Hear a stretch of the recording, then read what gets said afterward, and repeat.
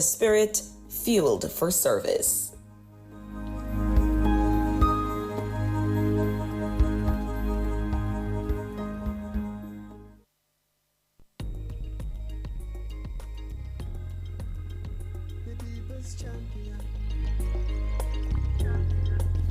Our mission is love, our vision is love. Jamaicans, by justice, the people's champion, Justice, justice for all, justice under the law, justice, Jamaica demand, right to life, right to liberty, justice, justice for all, justice under the law, justice, the people demand, right to life and security.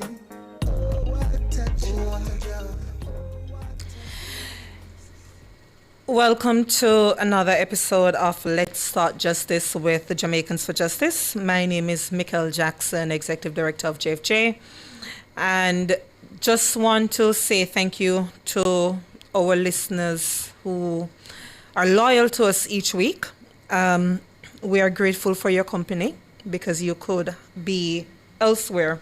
So for those who are joining via the nationwide YouTube and those who are listening in via radio, again, happy Monday to you all.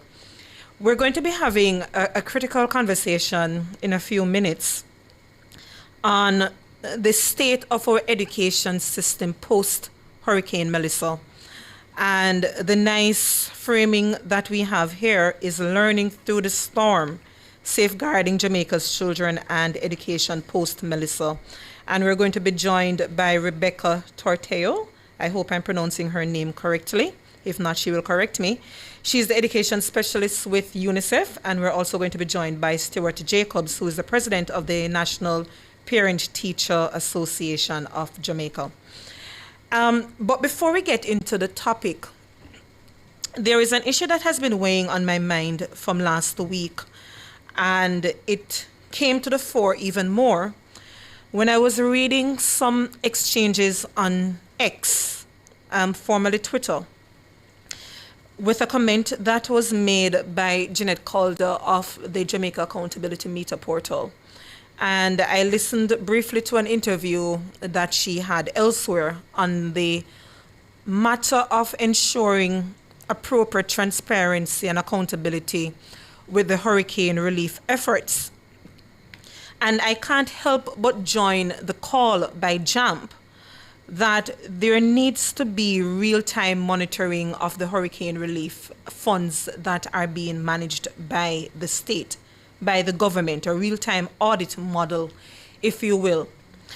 And as I was thinking through what that means and so on, Ms. Calder, in her exchange via the radio interview I mentioned earlier and on Twitter, she correctly noted that this model was tried and tested by the former Minister of Finance, Dr. Nigel Clark, during the COVID time.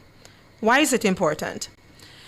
We are witnessing where millions of US currency are coming to the country as different agencies and countries provide support to Jamaica post Hurricane Melissa. And the question is, do we need real-time audit? What is the benefit of it? Now, one of the things I want us to consider is that when you have a real-time audit model from the Auditor General, my apologies, what it allows is proactive responses in terms of any corrective measures that ought to be made. It may identify challenges in real time and you are in the position to fix it. Now, I saw some counter arguments that this is another layer of bureaucracy and you don't need it, or you are, thinking and preempting any possible corruption and so on. And I completely disagree with any such notion. The reality is that in natural disasters or post-natural disasters where you have an influx of funds coming in, we can learn from the past. And you're not leading from a place of distrust by asking proactively for funds to be managed in an appropriate manner. You're not going to be delaying expenditure by having this real-time audit being done. I also want persons to consider as well that when the Auditor General or any audit is done, it is post hoc. It's post perhaps months, years after expenditure has been done before you get a sense of what was expended and whether or not they were expended according to appropriate best practices and so on. So we don't want a report that may tell us what went wrong, because you can't correct, you can't fix after the funds have been expended. So I do agree with JAMP that while there may be reasonable arguments to be made about the potentiality for layered bureaucracy, I don't think it outweighs that real-time audit and what it offers in terms of preventing the possibility of mismanagement of funds, as well as ensuring that you reduce waste and you correct things mid-process rather than post-expenditure. So I just wanted to lend my support of JAM's call for this real-time audit that was piloted during the COVID time as something for us to look at. The other thing I want to quickly mention to lend my support and JFJ's support to a call I believe was made by the 3 private sector groups. And I believe a journalist also made that call, the need for an independent oversight monitoring body, if you will.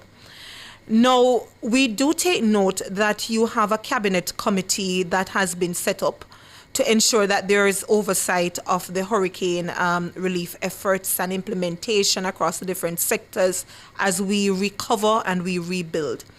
But in my humble opinion, speaking on JFJ's behalf, I think an independent body of experts would be important that is also bipartisan to ensure again that we have the technical expertise so that Jamaica can rebuild in the shortest time possible, and rebuild in a way that makes sense, rebuild in a way that is in keeping with best practices. So that independent oversight would need to ensure again that it has the technical experts there, that it has a bipartisan effort there. The third thing I want to speak on very quickly as we talk about governance oversight is the need for the sessional committees, the PAAC, to ensure that it keeps the necessary meetings in a timely manner. They are not rescheduled, they are not delayed, they are kept on time. And we have the reports from the different agencies coming in and reporting on their post-hurricane relief efforts. Very, very important, because again, we have to ensure that what we're doing, it makes sense and we are spending effectively and efficiently as we respond to the needs of those who have been impacted by Hurricane Melissa. So just a few thoughts we can pick up post-interview that we're about to have on some of these ideas. You can let us know what you think about what JAMP has indicated, JFJ's own support of JAMP's statement, as well as that independent committee that I mentioned earlier. And Information Minister Dr. Dixon had responded to comments on this last week, but I'm not sure as I speak now what the government's response is, because Cabinet would be meeting today to perhaps deliberate. But let's get into the topic for today, which is learning through the storm. And tied to this topic is a trivia question that we have for our listeners. And, you know, computer will fail us from time to time, technology. So let me see what that trivia question is so that I can read it out. It's on the screen, but okay, I can see that far. All right, the trivia question for this week: which legislation in Jamaica integrates the provision of the Convention of the Rights of the Child, and in what year was that legislation passed? So let me read again. Which legislation in Jamaica integrates the provisions of the Conventions of the Rights of the Child, and in what year was that particular legislation passed?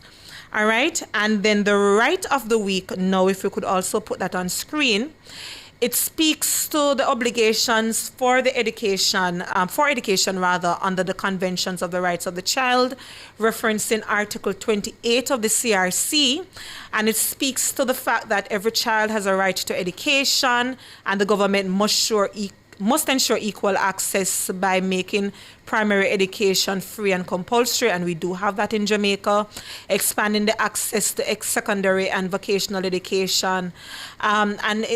You don't have a right there in Jamaica, but you do have strong policy directives there in the Jamaican context, providing educational and career guidance. We do have policy around that, and promoting regular attendance and reducing dropouts. Perhaps we need some truancy officers like we had in the past. All right, so that is very quickly what the obligations are under the Conventions of the Rights of the Child. Let us take the break. We have our guest on, and then we go straight into the topic for this week.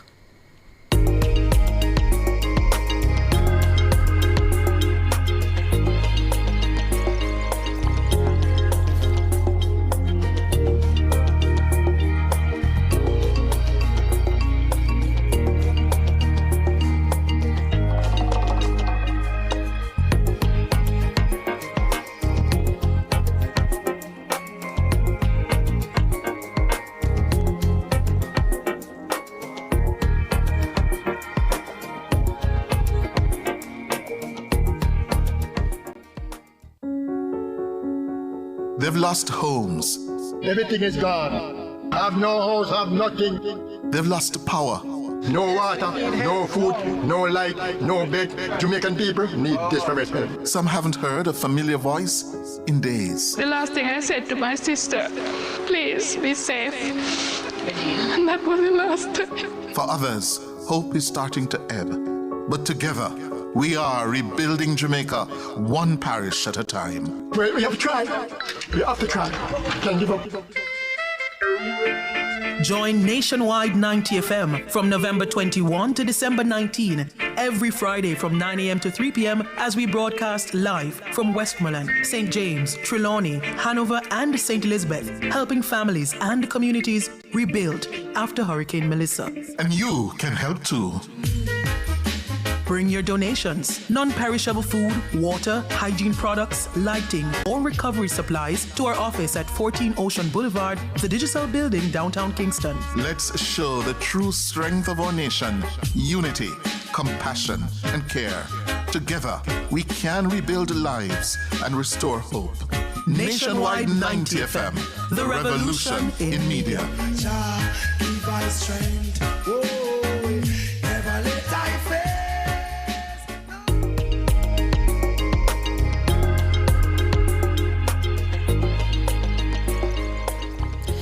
Welcome back to Let's Start Justice. We are discussing an important issue post-Hurricane Melissa, which is the matter of education and how well our children are faring.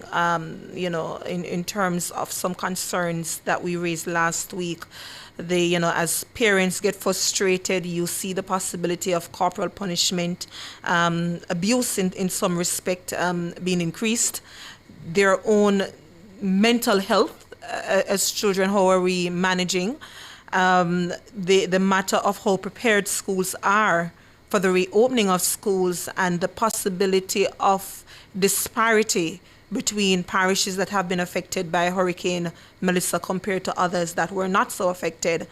So we're going to be having that conversation with Miss Rebecca Tortello, who is the education specialist of UNICEF, and Stuart Jacobs, the president of the National Parent Teachers Association of Jamaica. Good afternoon to you both. Hi, how are you? Good afternoon, Mr. Taylor. I'm hearing Mr. Jacobs.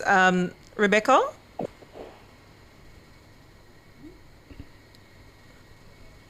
Hello? All right, yes, hearing you now, it's a bit low. Okay. You're very clear. I hope you can hear me. Yes, hearing you much better now. Thank you so much. Can you pronounce your last name for me? I don't like mispronouncing names. No, it was completely correct. Tortello, thank you. Okay, all right, beautiful. Thank you so much. Let me start with you, Mr. Jacobs. If you could just describe for our listeners, from where you sit, what is happening on the ground in terms of, one, any concerns that you may have about how the children are doing, and then if you could just give us a quick update on what is happening with the reopening of schools, how prepared are schools? Okay, good afternoon again to you and your listeners, and to my fellow guest, Mr. Tortello. Let me begin by saying that having gone on the ground personally and to physically view the devastation of the hurricane, it leads me to really agree with when they say that it is ground zero, because there used to be human habitat is now a rubble. And the schools that our children were in last week Monday, just about this time, I was in Pondside district in St. Elizabeth. On a Monday morning, when we would have the hustle and the bustle of school going on, there was no school, there was no child around at all. The roofs were off, the gates were open ajar, no life. But still, as if it never existed. What's happening on the ground? Children are at home. What is left at home in shelters. There are some parents have been very proactive in the thinking that they have sent their children into Kingston and Clarendon area, even as far as Portland, for them to be registered in schools there, to stay with family members there, to continue the education system. Those who have not been so fortunate are left without classes now in classroom. I do know that the ministry is doing quite a bit to do it. We at the NPTAG have suggested to them that they put together field hospitals, similarly to what the hospitals are doing. We have field classrooms. Yes. So we have suggested that. Another thing that we have suggested is to have connectivity put in place in those areas, and to use church halls that have not been damaged, or even homes or civic halls that have not been damaged, or even partially damaged, where the kids can sit and have virtual classroom where it's possible. And then there's another suggestion that we have made is for the schools in Kingston that have the capacity to house children, that they can do so, and to look and see how best family members can come in to have the children board with them. Or, for example, some of the church schools, for example, Mount Alvernia High could accommodate Immaculate High School students there, because they have the same denomination and the same ethos. And so those are some of the things that we have suggested. But on the ground, it is every day trying to meander their way through, getting the roof on, getting meals, getting clothes back on their children's back, and then the education contact is what has been a great problem for them now. Great problem. Yeah. Thank you so much. Ms. Tortello, from UNICEF's perspective, or do you have any data or anything can just inform us what the learning disruption is or is likely to be based on years of experience and UNICEF's mandate? So good afternoon again, everyone. Well, yes, I mean, as you all know and have been seeing in the media, the disruption is huge, right? So you have school resumed for the most part back to normal in the eastern parishes, and you have disruption to, as far as we know, and the data is still coming in. So the ministry and its teams are out doing assessments any way they can, gathering data. The UN and other agencies have been going out to do our own assessments to validate that data, etc. You were talking before about the importance of transparency and accountability, and that this kind of triangulation of data is part of that. It takes time. Obviously, the roads are more clear now. The main area of focus for the schools that we have visited, as everyone can appreciate, is to first try to make sure that they can contact all of their staff members, that their staff are okay, to support their staff, the families of their staff, to find their students and their parents. In some of the schools that we have been to, we've seen parents and teachers, everybody, all kinds of staff coming out to try to help clean up the school, move the debris, put the things, the school supplies that have been wet out to dry, mopping floors, all of this. The numbers are, they're changing, so there's no exact number right now, but it's somewhere around the last number I saw, which was on Friday, and we're expecting a live mapping to be available. I'm really hoping this week. I'm really, really hoping this week. About 500 schools with about 100, and these are not exact numbers, so these are not the full correct numbers. You're relying on my memory, which is not necessarily the best thing to rely on. About 146 that were very badly damaged, and the balance significantly damaged. Significantly damaged to me means that they can, with some help, with tarp, with a tent on the ground, with cleanup, or be able to reopen, certainly to house, in the first instance, face-to-face, the children who are sitting exams, the regional exams and the local exams. Those timelines for the PEP will be pushed back. The ministry has said they're also appealing to CXC. We'll see how that goes. And then all the different arrangements that the PTA president mentioned and PTAJ president mentioned are being considered, moving older children to neighboring schools, having schools that were not as damaged that can reopen safely as soon as possible within the next week to 10 days, housing children from neighboring schools in their auditoriums, in their hallways, even using the school buses. So, there's a suite of school buses, or what do you call it? The rural convoy. School bus. Oh, yeah. Many school buses. There's a noun that I'm not remembering.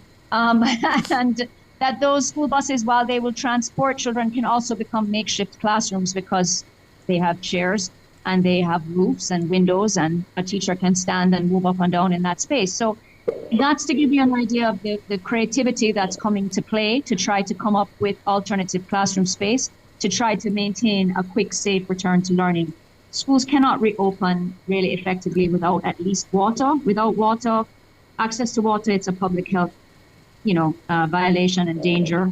So water access is being prioritized, even as the ministry is identifying which schools can reopen, which students can be transferred to which neighboring location, or even further afield to the eastern parishes, for the older students.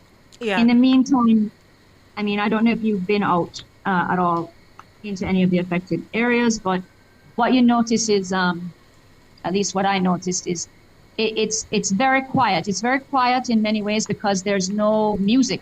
There's no electricity, so there's no background music. There's no radio going. And you see the children trying to do whatever they can to occupy themselves. So if they have access to any kind of book or material to look at, they'll look at it. If they have access to a ball, they're going to find a space where they can kick that ball safely. And they're playing ring games and what you call the ones you play with your hands, patty cake, not patty cake, the ones where you make music sounds with your hands and clap. Okay. So people are trying, but they're, as was said, the real issues so far have really been about securing health and safety, and food, nutrition, those critical first response. And now education is coming. Yeah. Fast. Thanks so much. Mr. Jacobs, back to you, because, you mentioned so many things and priority issues that must be done, because I do have a concern, for example, about how quickly we have not yet, or how long we're taking rather. And this is not just the government, but from the regional response in terms of whether or not CXC has agreed to push back those fees, because as a parent myself, I had to pay some A-level fee last week. And it dawned on me at that time when I was paying, how are parents managing if they have lost, everything for some families, the matter of uniforms being worn. I've not heard any strong directive coming from the ministry. I stand corrected where this is concerned. What is our level of response, and can it be timely in terms of those directives and agreements coming in from the regional and national level? If I might say that you don't sound like someone who was a child doing CSEC at all. And it's Cape, by the way. But thank you. Okay. I think in all, fairness though, I think the government has acted quite very robustly. Yes. They're on the ground. They're gathering information, the data, as Mr. Sartella made mention of just now. They're gathering the information, and when it is incumbent on them to get the data, analyze it within a reasonable period to make these decisions. They don't want to make knee-jerk decisions, and the NPCAJ appreciates that. They appreciate the fact that they're not making decisions in a silo.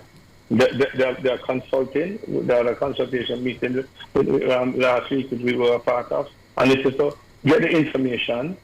And when you get these information, then you make decisions as to how you're going to go about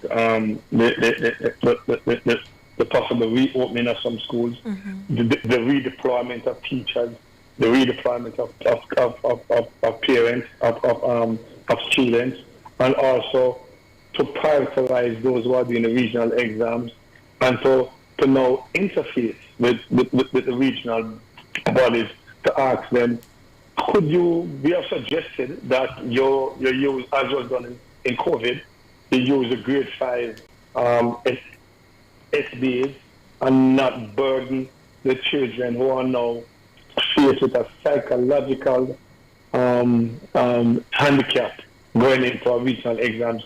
How are they going to be clearly marked, and how are they? We're talking about 3 months' time. These exams are going to be on them with other SBAs. So why not use the SBAs that they use in grade 5 to do it? These are things that I think the ministry will be having discussions with. Well, we're hoping that they're having discussions with the authorities to ensure that this is done on the regional level. Another thing that... Hold that thought for me, Mr. Stewart, and let us pick up. We have to take the break. Sure.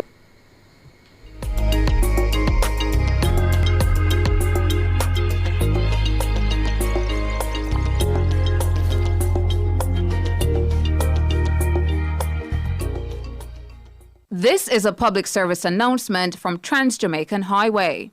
Trans-Jamaican Highway Limited wishes to advise the public that normal tolling operations will resume at the Portmore, Spanish Town, Vineyards and Mapen toll plazas of Trans-Jam Highways as of 1 p.m. on Monday, November 10, 2025. Please observe the speed limit of 50 kilometers per hour on the approach to the toll plaza and proceed carefully. That was a public service announcement from Trans-Jamaican Highway. It's Monday, get over your blues. Or Tuesday, Wednesday, Thursday, Friday. The E-Zone is here for you. With the Stinger Honey Bee and Curry Boyatings from 3 to 5 p.m. on Nationwide 90 FM. We've got your entertainment news. Then we want to hear your views. Why you said? Jump in the mix. Or the hot seat. Don't miss our brain busters. Or the crazy giveaways. Let's talk fashion. Send us your outfit of the day. Ooh, cutesy. Very demure. Are you looking for love? Come on one of our blind dates. Send your request to ezone blinddates@gmail.com. That's ezoneblinddates@gmail.com. And stay tuned for your confessions. These are my confessions. Share them with us at ezoneconfessions@yahoo.com. I mean, is this planet Earth? Is it? I don't know. Let me check. Either way, it's got a buzz. And a bugger thing. Ow! Ow!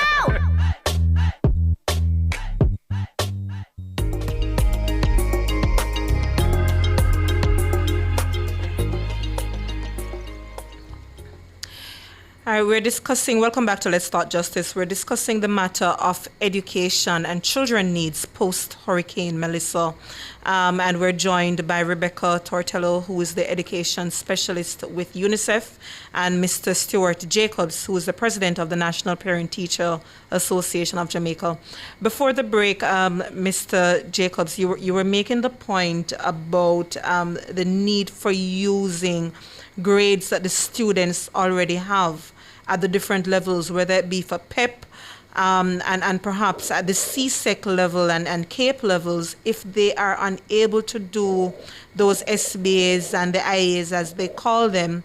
I'm not sure if perhaps CSEC would allow for those students to just sit the exam rather than submitting a paper. And of course, the grading would accommodate and reflect the special and extraordinary circumstances that Jamaican children are facing. And you were about to make another point before we take a break. The point I was going to make is that there's a very important element in all of this, and that's our teachers. Our teachers, although they might be, we're trying to get the schools back in order, we're trying to relocate students, but our teachers have also been adversely affected also. They too are parents, and so they are faced with putting on their roofs, they're faced with taking care of their elderly parents, their siblings and their children, and then to ask of them then to go into a classroom and to perform at optimum, then there is that balancing act that the education system is faced with. So those who are passing on the knowledge and that teacher-student contact, that the critical element is there, and some of the materials that they would want to use to impart the knowledge, so the critical and the cognitive reasoning can be fused together.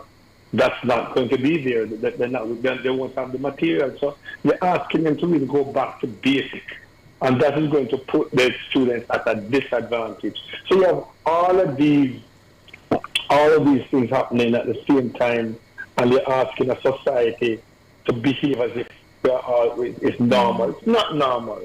Yeah. They're not going to be going to that tuck shop or that canteen to get lunch as they normally would. They're not going to be able to play in their area. They're not going to be able to sit in a classroom, and they're going to be dealing with teachers who are not really fully equipped to teach them how they want to teach them.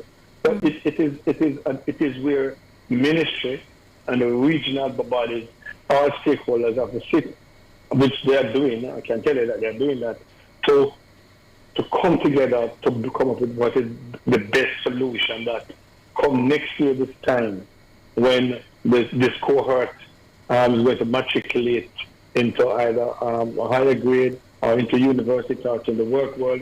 They're prepared to the best that we can. Yeah. And that is where the problem lies. So it is a matter of looking at the governance and the policies that exist to show that they can shape and form a new norm somewhat around them, a temporarily new norm, and that the schools that are going to be rebuilt, that they are now built hurricane-proof as best. Ms. Tortello, if you could, based on your expertise, Mr. Jacobs just mentioned the issue of governance policy. What would be your recommendation in terms of, from a structural and policy level, of a roadmap that must be adopted to have us, rebuilding and fixing these 500 schools, the field schools that you mentioned, the church schools and so on?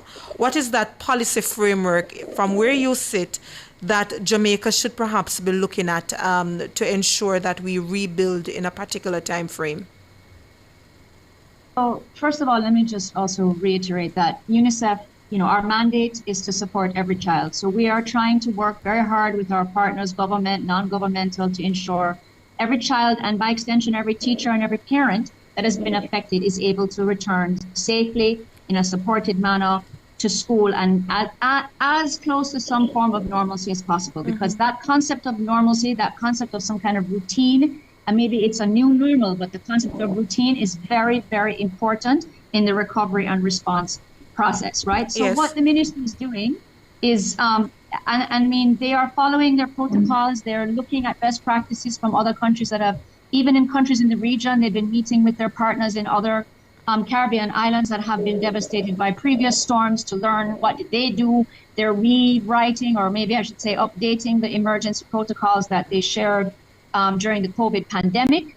So everybody is very mindful that the cohort of students that we are working with or trying to serve now have had to face in the last 5-6 years a global pandemic, and then in the Southwest, Hurricane Beryl, and now Hurricane Melissa, right? So it's unprecedented. We are working with the CPFSA, Child Protection Family Services Agency, to try to identify and help trace and document the children that have been separated from their families so that they can be reunited, to set up child-friendly spaces, to help put in place with the guidance counselors, referral mechanisms, deep dive psychosocial first aid for our teachers and the students, and then by extension their families, working both at the school and community level, because it takes a village. The need is great. We estimate 280,000 children that are in need of urgent assistance, right? Access to food, shelter, water, safe water, reestablishment of their health and nutrition services, or return to schooling,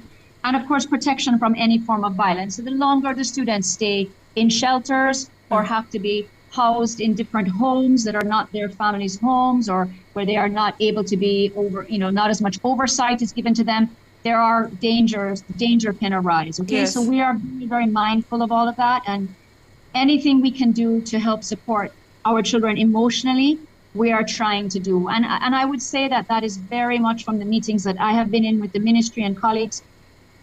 Everybody is very aware of that emotional focus, of that psychosocial first aid, and that will take precedence when school resumes. It will not be, as Mr. Jacob said, it's not going to be an immediate return right back where we were. We're going to have to take that time and build in those check-ins and those emotional regulation, self-regulation and support, and referring students to the number of mental health lines and mental health professionals that are being convened or curated, I should say. So yes. We've supported with the JTC, the Jamaica Teaching Council, the training of about 1,000 teachers in a psychosocial first aid program called Return to Happiness. How can we deploy those teachers once the teachers themselves have secured their families? And we're mindful of that too. Everybody is mindful of that, right?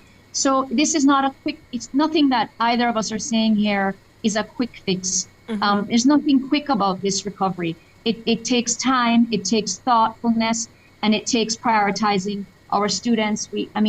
We know that not everybody is online, but people can get online from time to time. We're trying to work with the mobile providers we have a number of digital tools that we have Fundu, a life skills chatbot that works on WhatsApp that young people can be doing mini tasks on to keep their brains active if they have access. We have our You Matter chat line, and I can give you that number at the end of the show if you want, yes, where people please. can text support to get help. We're trying to make it so that our teachers can use that same line. We have plans to go back out into the field, into the most affected areas, and work with our teachers just alongside our children as well, because as Mr. Jacobs said, our teachers are really the backbone of this entire recovery, and we need to support them, and we're doing that with our other partners such as UNESCO, for example. Yeah, and as you were speaking, I just want to support one of the points that you made, because I do know for a fact my mom is a teacher, and they have been receiving that psychosocial support for themselves, but also to be in the position to support the children once they return. Right. And that's Exactly. an excellent initiative of the government through the Ministry of Education that I think we should all rally behind, because if the teachers are not mentally prepared, then they are not in the position to support those who they are supposed to be supporting, which is the most vulnerable of our population, our children. Mr. Jacobs, as we wrap up, I just wanted your perspective on this. Yes. We've been seeing Jamaica rally behind and supporting the hurricane relief efforts. Internally at JFJ, we are having a conversation, how best can we lend support? And it dawned on us that, again, we all know it's going to be a long road to recovery. But what are the exact needs of children? If someone were to say, I'm going to be putting together a package for children, what would be some of those needs that you would say a child package should include this, X, Y, and Z, to help them prepare mentally, to help them go back to school and so on? Well, one of the first thing is a cot, something for them to sleep on by themselves. that helps to protect them, to fortify them from unscrupulous adults. Secondly is a change of clothes, at least 4 change of clothes for the day. And for the females, they want to make sure that the female has the necessary sanitary things that are needed for that particular age group. The other thing that the child needs is books that will open the imagination, to have them smiling, to have them thinking and discussing it after with their friends. So you want to give all of them a set of books, the very same books, that they can read it in the sunlight, and in the night when it gets dark, they can have those discussions amongst themselves. You also want to give them toys that will have them thinking. So you kind of wean them from the gadgets, where you give them toys that will have the mind thinking, and play those for the younger ones, where that imagination comes out. And in terms of nutrition, you want to give them water and snacks that are not too salty, not too sweet.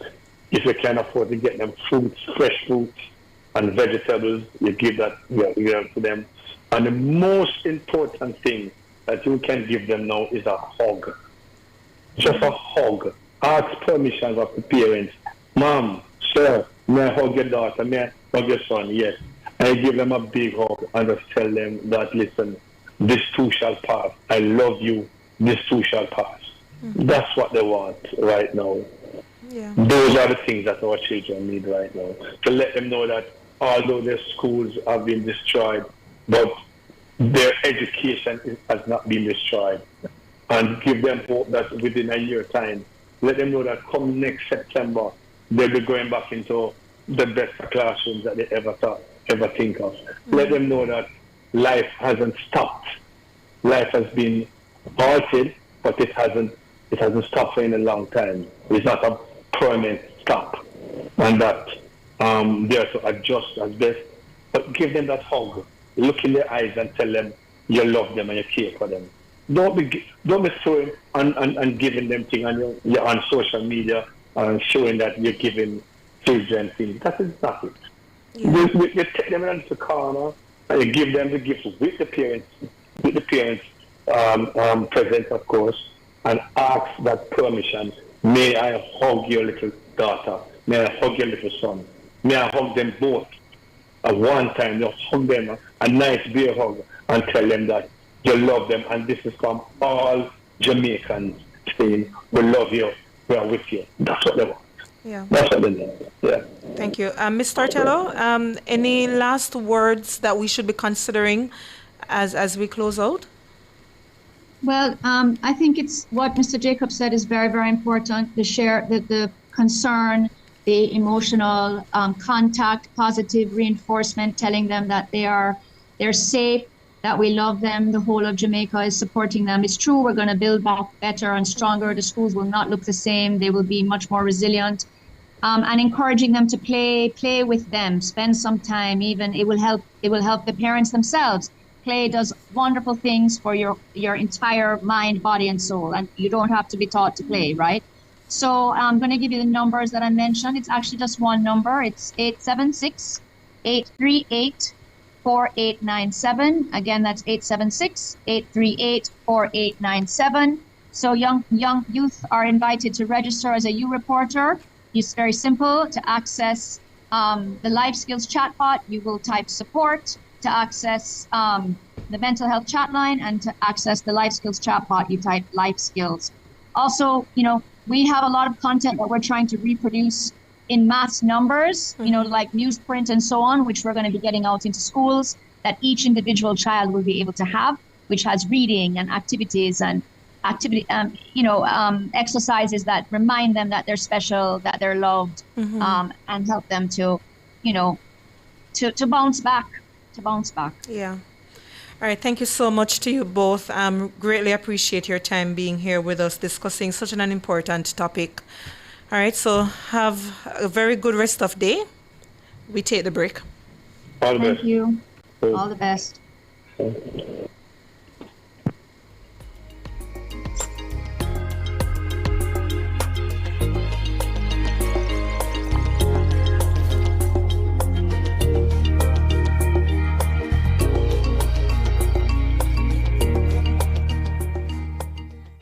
This is a public service announcement from Trans-Jamaican Highway. Trans-Jamaican Highway Limited wishes to advise the public that normal tolling operations will resume at the Portmore, Spanish Town, Vineyards and Mapen toll plazas of Trans-Jam Highways as of 1 p.m. on Monday, November 10, 2025. Please observe the speed limit of 50 kilometers per hour on the approach to the toll plaza and proceed carefully. That was a public service announcement from Trans-Jamaican Highway.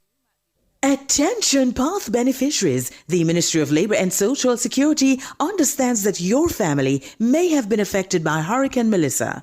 To ensure that no one is left behind, we have extended the October 2025 path payment cycle for an additional week. You may visit your payment location to collect your benefit up to November 11. If you experience difficulty due to closure of your assigned post office or payment location, please let us know. Call our Client Care Center 876-922-8013 or send us a WhatsApp message 876-582-8972. Together we'll recover, one family at a time. The Ministry of Labour and Social Security, the People's Ministry, leaving no one behind.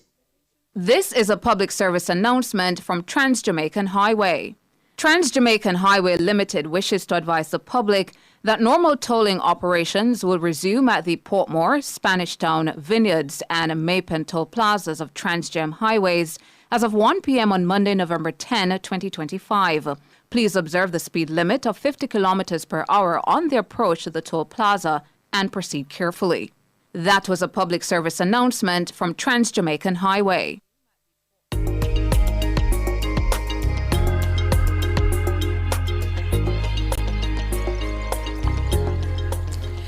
Welcome back to Let's Start Justice.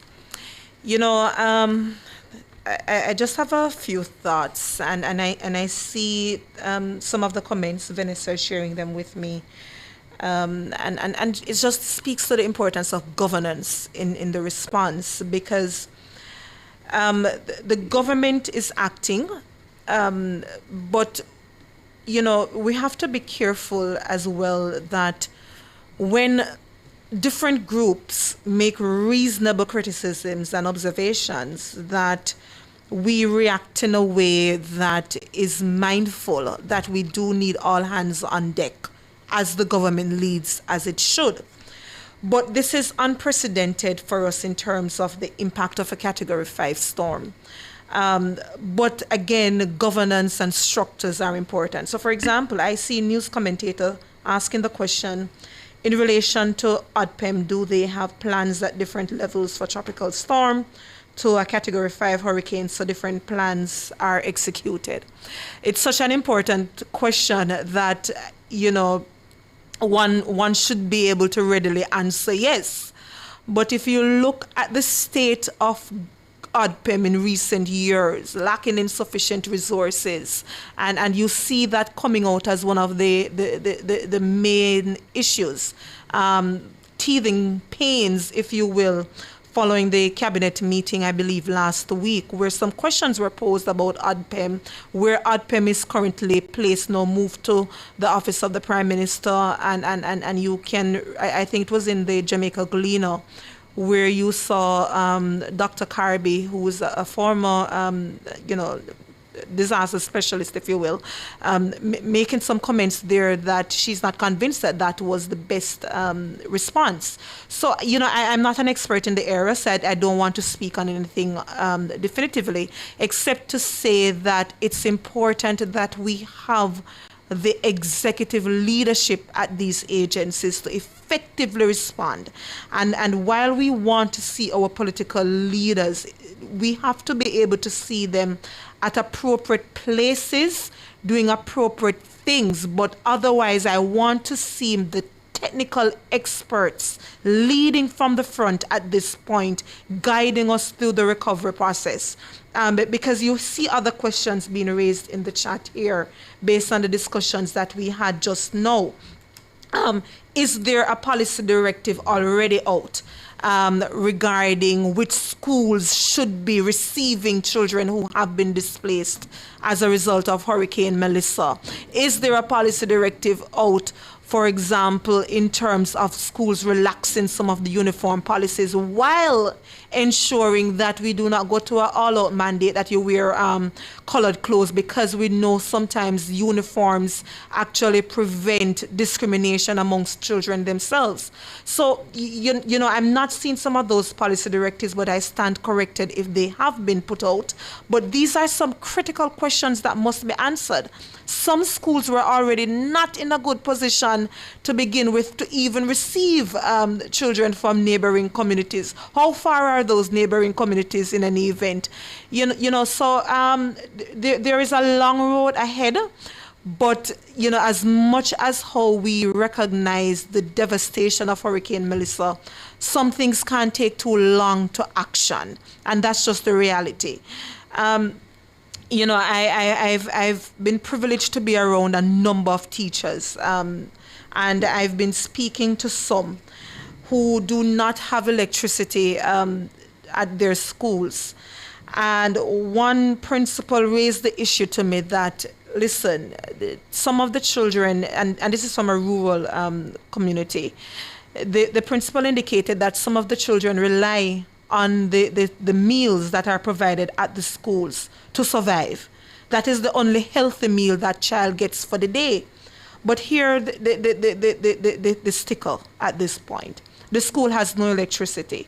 So the nice chicken and rice that child would normally get, they're going to have to be substituting that with tin products. I said, what kind of tin products are you going to be substituting it with? And they said, listen, we can't even afford bully beef at this point because, corned beef, for some reason, is very, very expensive. So when you look at it, the nutritional needs of the children would have to be catered to. So there are so many components, post-hurricane that needs that structured response. And I'm happy as well when Mr. Jacobs responded to the question about what can we provide as citizens, because you realize when you look at the hurricane relief packages, they're pretty much saying the same thing, and a quite number of them do not necessarily have items that respond to the specific needs of our young children. So just a personal appeal of putting together books, writing books for children as they get reintegrated into schools, reading books for those who like to read, stimulate the mind, the imagination from what they're experiencing now. The toys are going to be important. As electricity returns to some of the communities, it's going to be how we responded to COVID with the tablets and the laptops and so on. So those are some of the other things, to my mind, and based on conversations had with experts, would also be needed as we respond specifically to the needs of children and specifically to their education and psychosocial needs post-Hurricane Melissa. All right, very important. Now, before time runs out on me, just to indicate that JFJ, our Run for Rights, our 5K run walk, it's still on for November 30. And what we have done is that we are extending an opportunity for people to donate to hurricane relief if you so desire. So you can register to run as well as put in an extra gift for those who have been impacted. Now, last week we had on our program Joy Crawford, and I spoke to the other CSO partners who are coordinating relief efforts. So any funds that you give to JFJ in support of the run or otherwise, part proceeds of the run will be dedicated to hurricane relief for our own clients. We do have clients in the western part of Jamaica, including clients that we support who have been affected by domestic violence and so on. You can provide relief to support these efforts. And we will also channel part of the funds, if you so desire, to our CSO partners. Why am I emphasizing that? As registered charities, we benefit from not paying GCT.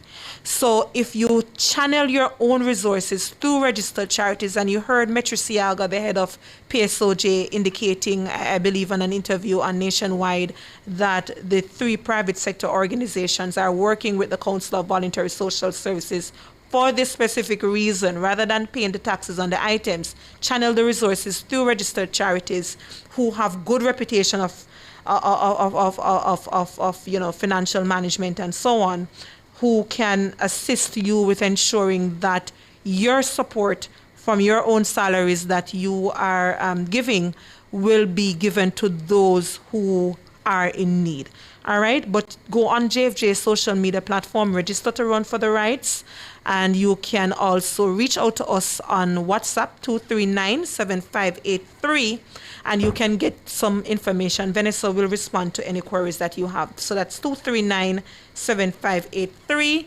You can find out how to register, but also how to donate to our own hurricane relief funds. On the morning of the run on November 30 as well, we will set up a tent that will be taking clothing items, non-perishable items, and some of the things that I indicated earlier, writing books, reading books, coloring books, and toys for children who have been affected by Hurricane Melissa. And then lastly, who won the trivia for this week? The answer is the Child Care and Protection Act of 2004. And Rick Jam NYC on YouTube won the trivia for this week. So Rick, reach out to Vanessa on 239-7583 and you can claim your prize right then and there. All right? That's where we have to leave it. It was great being with you. Enjoy the rest of your week. And please give to those who need it. But it's going to be a long road ahead. So all of us, we do not need to rush down to Westmoreland and St. Elizabeth and so on right now. A few months will be there that people who have been affected by the hurricane will continue to need your support in different ways. So pay attention to all the official channels and please ensure that you're not listening to the misinformation and the disinformation on some of the social media platforms. All right. My name is Michael Jackson, Executive Director of JFJ. Have yourself a great afternoon. You listened to Let's Start Justice earlier. Justice for all. Justice under the law. Justice, Jamaica demand. Right to life, right to liberty. Out of many, we are one in a Jamaica. Make it a better place for the boys and girls. Created equal by the creator. For equal rights and opportunities. No to unlawful detention. And police brutalization. Class, gender, race or religion. We not tolerate discrimination. To join the fight against injustice, contact us at 755-4524 or JamaicансForJustice.org. The people's champion. Jamaica's poverty rate has dropped from 16.7% to 8.2%. As the government's economic program begins to pay off, our country is heading towards sustained growth. We are building Jamaica. The time by the office of the Prime Minister is 1 minute after 2.